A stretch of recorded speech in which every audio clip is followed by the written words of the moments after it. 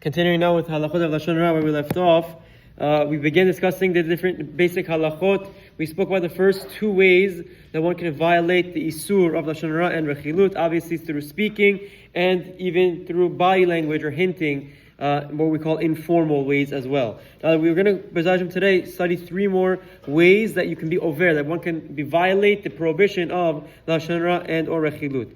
Number 3 is writing. If one conveys negative information through writing, such as in a letter, he violates the Isur of Lashon Hara. Rechilut as well, it's prohibited in writing too. So this is a very important halacha, and he actually immediately jumps and explains, a columnist who writes, like a journalist who writes Lashon Hara, is over not only Lashon Hara, but also lifnei iver l'titen yichshol, don't place a stumbling block for a blind person, multiple times. For each person who reads his negative comments, a negative article, he is causing them to violate and is inducing more Lashon Hara. So this is a primary, what the Chafetz Chaim discusses at length in his work, and it's another primary example of how we can be over the Isur of Lashon Hara. In their generation, the most simple and classic way was a journalist, someone who would write articles in the newspaper. That was their message. That was their method of media and getting information out. Unfortunately for us in our generation, it's so much easier to send out Lashon Hara.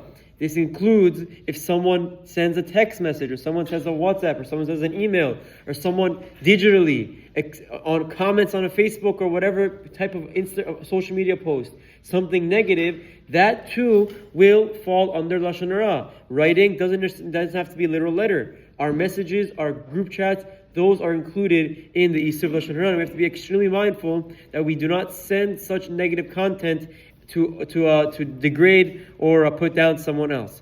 Number 4 is showing another's work. Another method of transgressing Lashon Hara would be if one shows his friend something written by another person in which it is evident that the writer is either not very intelligent, has some deficiency, or casts its author into a negative light in any other way. So someone publishes a book, for example, and you take this book around and you show, oh, this guy's an idiot, doesn't know what he's talking about, look how many mistakes he has.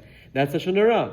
There are achronim, I have to quote in the footnote he brings, there are achronim that say maybe a book is different because when you publish a book, your intention is for it to go viral, quote unquote, and for everyone to get access to it and see it. And they often write in the beginning, feedback is welcome. So if you're doing it to give feedback, it's not a problem. But he says, if someone does it in spite and just going around to put the author down, that's Lashon Hara. I'm not even showing, I'm not writing it, I'm not saying it, I'm just showing him, oh look, this guy doesn't know what he's saying. It could be Lashon Hara if the intention is negative. The Chafetz Chaim brings an example of the incident when Yoav showed the Sanhedrin a letter that he received from David HaMelech, in which he was instructed to place Uriah on the front lines, thus casting Uriah to be killed. Yoav's intention in showing the letter to them was to lower David's standing in their eyes. This is based on Rashi and Melachim. That's the source for the Chafetz Chaim in this category. Number 5, and we'll be done for today, is negative thoughts. Now, merely thinking negatively about someone is not included in the prohibition of Lashon Hara.